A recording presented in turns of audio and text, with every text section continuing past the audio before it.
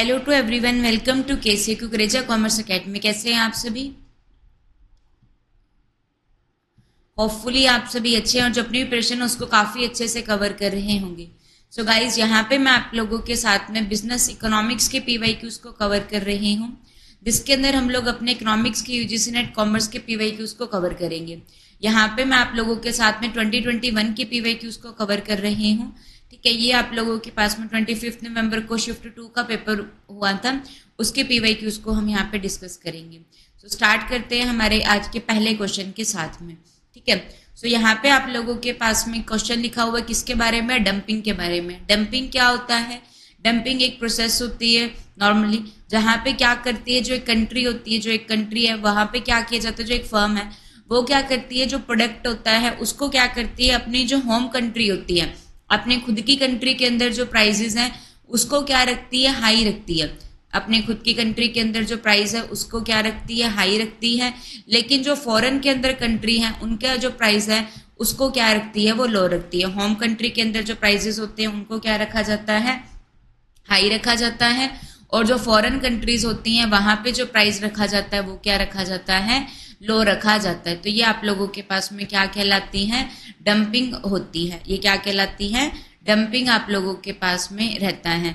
तो कभी कभार अगर जब ऐसा किया जाता है तो ओकेजनली क्या किया जाता है, occasionally sale of a commodity at a price. तो कभी कभार ऐसा करना, occasionally sale of a commodity at a price, lower price abroad, foreign के अंदर लो प्राइस के ऊपर बेचना कभी कभार। ठीक है, ताकि जो भी जैसे कि होम कंट्री के अंदर बहुत ज्यादा स्टॉक बच गया है, टेम्परेरी सरप्लस कमोडिटी का हो गया है तो कभी कभार बेचना।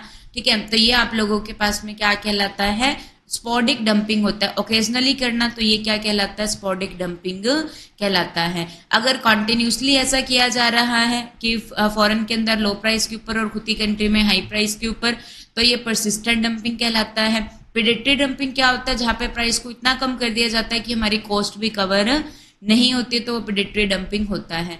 और ओकेजनली स्पॉडिक डंपिंग होगा। और एक आप लोगों के पास में टाइप होता है रिवर्स डंपिंग। रिवर्स में क्या हो जाएगा, रिवर्स हो जाएगा, जहां पे क्या हो जाएगा, खुद की कंट्री के अंदर प्राइसेस क्या हो जाएंगे, लो हो जाएंगे, और फॉरेन के अंदर जो प्राइस रहेंगे उसको क्या कर दिया जाएगा, हाई कर दिया जाएगा। तो ये क्या कहलाता है, रिवर्स डंपिंग होता है। ठीक है, तो ये आप लोगों के पास में क्वेश्चन था। So next question on your screen, the cross elasticity of demand between the complementary product. तो यहाँ पे अलग अलग टाइप की इलास्टिसिटी ऑफ डिमांड होता है। तो जो क्रॉस इलास्टिसिटी ऑफ डिमांड होता है वहां पे क्या देखा जाता है, वहां पे प्राइस देखा जाता है किसका, एक्स का, और डिमांड देखी जाती है किसकी, वाई की। तो जहां पर अलग गुड्स का प्राइस होता है और अलग गुड की डिमांड के को देखते हैं तो वो क्या कहलाता है, तो वहां पे क्रॉस इलास्टिसिटी ऑफ डिमांड होती है। तो क्रॉस इलास्टिसिटी ऑफ डिमांड में दो तरीके की गुड्स आती हैं।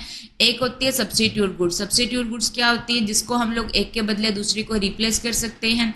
और एक आप लोगों के पास में क्या रहती हैं, कॉम्प्लीमेंट्री गुड्स आती हैं। तो जो सब्स्टिट्यूट गुड्स रहती हैं वो क्या होती है, जिसको एक के बदले दूसरे को रिप्लेस करते हैं, जैसे कि टी और कॉफी। तो वहां पे क्या पाया जाता है, पॉजिटिव क्रॉस इलास्टिसिटी होती है। कॉम्प्लीमेंट्री गुड्स क्या होती है, जो साथ में चलती है, जैसे कि पेन और इंक साथ में चलती हैं, तो वो कॉम्प्लीमेंट्री गुड्स होती है। वहां पे कैसी पाई जाती है, वहां नेगेटिव क्रॉस इलास्टिसिटी पाई जाती है। तो ऑप्शन नंबर जो थर्ड रहेगा ये क्या हो जाएगा, इसका आंसर हो जाएगा। सपोज अगर पेट्रोल का प्राइस बढ़ जाता है तो कार की डिमांड क्या हो जाएगी, कम हो जाएगी ना। तो ये कॉम्प्लीमेंट्री गुड्स होती हैं। तो यहाँ पे नेगेटिव रिलेशन होता है, सब्स्टिट्यूट में पॉजिटिव होता है। Next question on your screen, income effect of A price rise is greater then the substitution effect. एक गुड्स है उसका जो इनकम इफेक्ट है वो क्या है, सब्स्टिट्यूशन इफेक्ट से ज्यादा है। तो ये कौन से केस में होता है, तो इसको समझने के लिए आप लोगों को पता है तीन तरीके की गुड्स होती हैं। एक हम लोगों के पास में क्या रहती हैं, नॉर्मल गुड्स होती हैं। एक क्या होती है, नॉर्मल गुड्स होती हैं। एक आप लोगों के पास में क्या होती हैं, इंफीरियर गुड्स होती हैं। और एक क्या रहती है हम लोगों के पास में, गिफ्ट गुड्स होती हैं। ठीक है, एक नॉर्मल गुड्स रहती हैं, एक इंफीरियर गुड्स होती हैं और एक गिफ्ट गुड्स होती है। तो इन तीनों के अंदर हम लोग क्या कंसेप्ट देखेंगे यहाँ पे, तो इन तीनों में कैसा इफेक्ट आप लोगों के पास में रहता है। ठीक है, एक नॉर्मल गुड्स होती हैं, एक हम लोगों के पास में इंफीरियर गुड्स होती हैं और एक क्या होती हैं, गिफ्ट गुड्स होती हैं। और यहाँ पे तीन तरीके के इफेक्ट होते हैं। एक क्या रहता है, प्राइस इफेक्ट होता है। एक क्या होता है सब्स्टिट्यूशन इफेक्ट होता है, और एक आप लोगों के पास में क्या रहता है इनकम इफेक्ट होता है। ठीक है, तो जो नॉर्मल गुड्स रहती हैं उनका जो प्राइस इफेक्ट रहता है वो क्या होता है नेगेटिव होता है। प्राइस कम तो डिमांड ज़्यादा, प्राइस के ज़्यादा होने पे डिमांड क्या हो जाती है कम हो जाती है। इन्फीरियर गुड्स के अंदर भी ये क्या होता है प्राइस इफेक्ट नेगेटिव होता है, बट जो गिवन गुड्स होती है वहाँ पे प्राइस इफेक्ट क्या होता है पॉजिटिव होता है। यहाँ पे क्या हो जाएगा पॉजिटिव क्यों होता है, क्योंकि यहाँ पे लॉ ऑफ डिमांड अप्लाई नहीं होता है। सब्स्टिट्यूशन इफेक्ट के अंदर क्या होता है गिवन नॉर्मल गुड्स का भी प्राइस इफेक्ट, नॉर्मल गुड्स में भी पॉजिटिव इफेक्ट होता है, गिवन में भी पॉजिटिव होता है, सब्स्टिट्यूशन में भी क्या होता है पॉजिटिव होता है। फिर आता है income effect. Income effect normal goods में क्या होता है नेगेटिव होता है, मीन्स अगर हमारी इनकम पॉजिटिव होता है, अगर हमारी इनकम बढ़ती है तो हम इन गुड्स की डिमांड को बढ़ाते हैं, इनकम कम होती है तो गुड्स की डिमांड को कम कर देते हैं। लेकिन इन्फीरियर और गिवन गुड्स के अंदर ये इफेक्ट कैसा होता है नेगेटिव होता है। याद रखिएगा इन्फीरियर और गिवन गुड्स में ये इफेक्ट कैसा रहता है नेगेटिव होता है। क्यों नेगेटिव होगा, क्योंकि अगर हमारी इनकम बढ़ जाएगी तो हम लोग इन्फीरियर और गिवन गुड्स नहीं खरीदेंगे, हम लोग नॉर्मल गुड्स खरीदेंगे। ठीक है, और इनकम के कम होने पे हम इनको ज़्यादा खरीदेंगे, तो इनका नेगेटिव इफेक्ट होता है। अब याद हो जाएगा प्राइस इफेक्ट किसका पॉजिटिव, गिवन का पॉजिटिव, सब्स्टिट्यूशन सभी का पॉजिटिव, इनकम इफेक्ट नॉर्मल का पॉजिटिव, बाकी दो का नेगेटिव। अब ये दोनों केस इन दोनों में सेम हो गए, positive and negative, positive negative, inferior given में। तो अगर डिफरेंशिएट करना हो तो याद रखिएगा आई के अंदर आई ज्यादा नहीं होता। इन्फीरियर गुड्स में क्या होता है सब्स्टिट्यूशन इफेक्ट इनकम इफेक्ट से ज्यादा होता है, और गिवन गुड्स के अंदर क्या होता है इनकम इफेक्ट जो रहता है वो सब्स्टिट्यूशन इफेक्ट से ज्यादा होता है। इन्फीरियर गुड्स के अंदर क्या ज्यादा होगा सब्स्टिट्यूशन इफेक्ट, और गिवन के अंदर क्या ज्यादा होता है इनकम इफेक्ट ज्यादा होता है। तो जो इनकम इफेक्ट होता है वो सब्स्टिट्यूशन इफेक्ट से ज्यादा होता है। कौन से वाले गुड्स के केस के अंदर होता है वो इनकम इफेक्ट जो रहेगा वो ज्यादा होता है। इनकम इफेक्ट किसके अंदर ज्यादा है आप लोगों के पास में गिवन गुड्स के अंदर ज्यादा है। सो ऑप्शन नंबर जो सेकंड रहेगा ये इसका आंसर हो जाएगा। ठीक है, स्टेटस सिंबल गुड्स क्या होती हैं, आर्टिकल ऑफ डिस्टिंक्शन में इनको कहा जाता है, जैसे कि गोल्ड ज्वेलरी। तो ये हम तब खरीदते हैं जब प्राइस क्या होते हैं हाई होते हैं। तो यहाँ पे क्या होता है लॉ ऑफ डिमांड अप्लाई नहीं होता है, यहाँ पे लॉ ऑफ डिमांड अप्लाई नहीं होता है। अगर इनका प्राइस इंक्रीज होता है तो इनकी डिमांड क्या होती है बढ़ती है, इसीलिए यहाँ पे लॉ ऑफ डिमांड अप्लाई नहीं होता है स्टेटस सिंबल गुड्स पे। पेरिशेबल गुड्स क्या होते हैं जो इजिली खराब हो जाते हैं वो पेरिशेबल गुड्स होती हैं। ठीक है, move to the next question. If the scale parameter r is greater than 1, तो कांस्टेंट रिटर्न टू स्केल, मतलब कि अगर आप तो ये क्या है कॉब डगलस फंक्शन आप लोगों के पास में है। तो कॉब डगलस फंक्शन क्या शो करता है, यहाँ पे आप लोगों के पास में क्या होता है रिटर्न टू स्केल का कंसेप्ट होता है। रिटर्न टू स्केल क्या होता है, जहाँ पे क्या होता है सारे के सारे जो फैक्टर होते हैं प्रोडक्शन के, लैंड लेबर, जो सभी के सभी फैक्टर होते हैं प्रोडक्शन के, वो क्या होते हैं वेरिएबल होते हैं। सभी फैक्टर के अंदर क्या किए जाते हैं चेंजेस आते हैं, तो वो आप लोगों के पास में क्या होता है रिटर्न टू स्केल होता है। ठीक है, रिटर्न टू स्केल के अंदर आप लोगों के पास में एक फंक्शन वर्क करता है, that is the Cobb Douglas function होता है। क्या रहता है कॉब डगलस फंक्शन होता है। वहां पे दो पैरामीटर होते हैं, एक आप लोगों के पास में क्या होता है अल्फा होता है, और एक क्या होता है बीटा होता है। ठीक है, तो अल्फा जो होगा वो कैपिटल के ऊपर होगा तो वो अल्फा होता है, और जो बीटा होता है वो किसके ऊपर होता है लेबर के ऊपर होता है। ठीक है, तो अगर अल्फा प्लस बीटा, अल्फा किसका हो जाएगा कैपिटल का फंक्शन और बीटा लेबर का फंक्शन, अगर अल्फा प्लस बीटा क्या होता है ग्रेटर देन 1 होता है, तो ये आप लोगों के पास में क्या शो करता है इंक्रीजिंग रिटर्न टू स्केल को शो करता है। अगर अल्फा प्लस बीटा जो रहता है वो आप लोगों के पास में क्या हो जाएगा लेस देन 1 होता है, तो ये किसको शो करता है डिक्रीजिंग रिटर्न टू स्केल को शो करता है। और अगर alpha plus beta is equal to 1 होता है तो ये क्या शो करता है कांस्टेंट रिटर्न टू स्केल को शो करता है। सो अगर स्केल पैरामीटर जो आ रहा है वो ग्रेटर देन 1 है तो यहाँ पे क्या होता है इंक्रीजिंग रिटर्न टू स्केल होता है। और यहाँ पे इंक्रीजिंग रिटर्न टू स्केल होता है तो वहाँ पे क्या होता है इनपुट में जितना चेंजेस आता है आउटपुट में उससे ज्यादा चेंजेस आता है। यहाँ पे क्या हो जाएगा जो आउटपुट है उसमें ज्यादा चेंजेस आता है इनपुट के मुकाबले। ठीक है, move to the next question. When the demand, demand क्या होता है हम जब प्रोडक्ट की डिमांड करते हैं, ठीक है, वो क्या है स्लैक है। स्लैक का मतलब क्या है सुस्त होना, मतलब कि इतने ज्यादा नहीं है, स्लगिश है, स्लैक है, ढीली है, लूज टाइप की है। और मार्केट क्या है, काफी कॉम्पिटिटिव है, तो फर्म कौन से वाले प्राइसिंग मेथड को फॉलो करती है। तो डिमांड इतनी स्लैक मतलब कि सुस्त है, अभी नहीं है, मार्केट कॉम्पिटिटिव है, तो यहाँ पे जो फर्म होगी वो कौन सी प्राइसिंग स्ट्रेटेजी को फॉलो करेगी, मार्जिनल कॉस्ट प्राइसिंग को। पेनिट्रेशन प्राइसिंग क्या होता है, जहाँ पे प्राइस का, प्रोडक्ट का प्राइस जो होता है वो स्टार्टिंग के अंदर क्या रखा जाता है, लो रखा जाता है, और बाद में प्राइस को क्या कर दिया जाता है, हाई कर दिया जाता है, ये पेनिट्रेशन प्राइसिंग होता है। स्कीमिंग प्राइसिंग पॉलिसी क्या होती है, जहाँ पे पहले जो प्राइस होता है वो हाई रखा जाता है और बाद में लो कर दिया जाता है।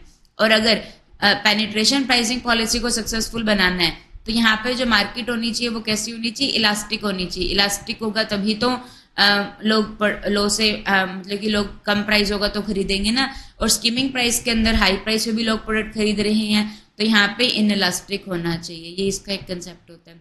पीक लोड प्राइसिंग क्या होता है, सीजन के टाइम पे प्राइस को हाई कर देना, बाद में लो कर देना, तो यहाँ पे मार्जिनल कॉस्ट प्राइसिंग जो रहता है ये क्या हो जाएगा आप लोगों के पास में, मार्जिनल कॉस्ट प्राइसिंग में क्या होता है कि जो चेंजेस होता है टोटल कॉस्ट के अंदर एडिशनल आउटपुट को प्रोड्यूस करने से, तो मार्जिनल कॉस्ट रहता है। ठीक है, move to the next question. So देखिए यहाँ पे आप लोगों के पास में जो क्वेश्चन है ये क्या है, which one of the following is true for the consumer. तो कंज्यूमर कौन होता है, जो गुड्स एंड सर्विसेज को क्या करता है, कंज्यूम करता है। किसके लिए कंज्यूम करता है, अपनी सेटिस्फेक्शन के लिए क्या करता है, कंज्यूम करता है, तो वो कंज्यूमर होता है। तो कंज्यूमर के लिए क्या ट्रू है, कंज्यूमर जो होते हैं वो क्या होता है, रैशनल होते हैं, थिंक करता है लीनियर मैनर में, ये करेक्ट है। कंज्यूमर रैशनल होते हैं, ये एक अजम्पशन भी होती है। कल्चर और society have relationship to consumer thought and feeling, तो ये आप लोगों के पास में नहीं होगा। ठीक है, कंज्यूमर रैशनल होते हैं, मोटिवेटेड होते हैं, और कंज्यूमर एक्सप्लेन करते हैं अपने थॉट और बिहेवियर से, ये सब होगा। But culture and society have relationship, ये गलत हो जाएगा। ठीक है, move to the next question. A U shape long run average cost, तो जो हम लोगों के पास में लॉन्ग रन एवरेज कॉस्ट होती है ये आप लोगों के पास में एवरेज कॉस्ट है, और ये लॉन्ग रन एवरेज कॉस्ट है, तो इसको क्या कहा जाता है, ये ओ एक्स एक्सिस है, ये ओ वाई एक्सिस है, यहाँ पे आप लोगों के पास में कॉस्ट को शो किया जा रहा है, ये आउटपुट आ जाएगा। तो ये लॉन्ग रन एवरेज कॉस्ट है। Long run average cost curve को क्या कहा जाता है, एनवेलोप कर्व भी कहा जाता है। ये आप लोगों के पास में लॉन्ग रन में होती है, तो इसको क्या कहा जाता है, प्लानिंग कर्व भी कहा जाता है। ठीक है, तो ये क्या है, इसके अंदर क्या होती है, छोटी छोटी आप लोगों के पास में क्या होती हैं, शॉर्ट रन एवरेज कॉस्ट होती हैं। ठीक है, तो एक जो यू शेप की लॉन्ग रन एवरेज कॉस्ट है वो ड्राइव होती है कौन से अजम्पशन के ऊपर, वो बेस्ड होती है। सो वो इस अजम्पशन के ऊपर बेस्ड होगी। देखो ये क्या होगी, पहले कॉस्ट कम आती है, फिर कांस्टेंट हो जाती है, और फिर कॉस्ट बढ़ना स्टार्ट हो जाती है। तो you shape long run cost जो है वो बेस्ड होते हैं किसके ऊपर, कि जो ग्रेटर डिवीजन है लेबर का स्पेशलाइजेशन को वो फर्म को होता है। मिनिमम कॉस्ट ऑफ प्रोडक्शन आती है अलग अलग लेवल ऑफ प्रोडक्शन के ऊपर। इकोनॉमीज ऑफ स्केल आप लोगों के पास में, मिनिमम कॉस्ट ऑफ प्रोडक्शन ये आप लोगों के पास में नहीं है। ठीक है, तो मिनिमम कॉस्ट ऑफ प्रोडक्शन ये गलत हो जाएगा। बाकी ये यू शेप कॉस्ट क्यों आते हैं, क्योंकि जब लेबर का डिवीजन होता है, स्पेशलाइजेशन होती है, इकोनॉमीज ऑफ स्केल होती हैं स्मॉलर लेवल ऑफ आउटपुट के ऊपर, ये डिफिकल्ट हो जाता है मैनेज करना फर्म के लिए, तो तभी कॉस्ट बढ़ना स्टार्ट हो जाती है। जब डिफिकल्ट हो जाएगा मैनेज करना तो कॉस्ट बढ़ना स्टार्ट हो जाएंगी। और डिसइकोनॉमीज होती हैं जब लार्जर लेवल ऑफ आउटपुट के ऊपर। ये देखिए इसका रीजन क्या होता है, ये यू शेप आप लोगों के पास में होती है ना, तो कॉस्ट स्टार्टिंग में क्या आती है, कम आती है। तो कम क्यों आती है, जब क्या होता है, इकोनॉमीज होती हैं। इकोनॉमीज का मतलब क्या होता है, बेनिफिट होना। जब लार्ज स्केल पे प्रोडक्शन किया जाता है तो बेनिफिट होता है, तो बेनिफिट होता है तो वहाँ पे इकोनॉमीज आती हैं, तो उसकी वजह से कॉस्ट कम होती है। बट स्मॉल लेवल के ऊपर, ठीक है, इकोनॉमीज ऑफ स्केल जो रहता है वो क्या होता है, स्मॉल लेवल के ऊपर होता है, फिर तो कॉस्ट कम आएगी। लेकिन उसके बाद में क्या होना स्टार्ट हो जाते हैं, नुकसान होने स्टार्ट हो जाते हैं, डिसइकोनॉमीज होने स्टार्ट हो जाती हैं। तो जब डिसइकोनॉमीज होनी स्टार्ट हो जाती हैं तो यहाँ पे जो कॉस्ट है वो क्या हो जाती है, बढ़ना स्टार्ट हो जाती है। ठीक है, इसी वजह से ये यू शेप होता है। तो ऑप्शन नंबर 4 जो रहेगा ये इसका आंसर आ जाएगा। Move to the next question. Identify the necessary conditions for price discrimination. Price discrimination क्या होता है बच्चा लोग? सो प्राइस डिस्क्रिमिनेशन में आप लोगों के पास में क्या आता है, अलग अलग क्या होती है, फर्म होती हैं। तो प्राइस डिस्क्रिमिनेशन कहाँ पे पाया जाता है, मोनोपोली वाली फर्म में पाया जाता है। तो मोनोपोलिस्ट क्या काम करता है, वो क्या करता है, सेम गुड के लिए क्या करता है, डिफरेंट प्राइस क्या करता है, चार्ज करता है फ्रॉम द डिफरेंट कस्टमर। मतलब कि सेम गुड के लिए क्या चार्ज किया जा रहा है, अलग अलग प्राइस चार्ज करता है। तो ये क्या कहलाता है, प्राइस डिस्क्रिमिनेशन होता है। सो ये मोनोपोली में पाया जाता है। तो इसके लिए क्या नेसेसरी कंडीशंस होती हैं? सो क्या नेसेसरी कंडीशन होती हैं प्राइस डिस्क्रिमिनेशन करने के लिए? So there should be imperfect competition होना चाहिए, मोनोपोली वाली मार्केट होनी चाहिए, ठीक है। दो मार्केट होनी चाहिए, अलग अलग मार्केट होनी चाहिए, अलग अलग मार्केट के अंदर अलग अलग इलास्टिसिटी होनी चाहिए। Elasticity of the demand must be different in the different market. Differentiated product तो यहाँ पे है ही नहीं, क्योंकि प्राइस डिस्क्रिमिनेशन में कंसेप्ट क्या है कि जो सेम गुड है उसके लिए अलग अलग प्राइस चार्ज किया जा रहा है, तो डिफरेंशिएटेड प्रोडक्ट तो होता ही नहीं है, ठीक है। तो मोनोपोली में ये पाया जाता है। मोस्ट प्रोबेबली मार्केट अलग अलग, दो मार्केट होंगी, अलग अलग मार्केट के अंदर अलग अलग प्राइस चार्ज किया जाता है सेम गुड्स के लिए। तो ये क्या होता है? प्राइस डिस्क्रिमिनेशन होता है। इसकी अलग अलग डिग्रीज आप लोगों के पास में होती हैं प्राइस डिस्क्रिमिनेशन की, ठीक है। सो अभी के लिए इतने क्वेश्चंस करते हैं, बाकी हम लोग अपने नेक्स्ट पार्ट में कवर करेंगे। So thank you to everyone.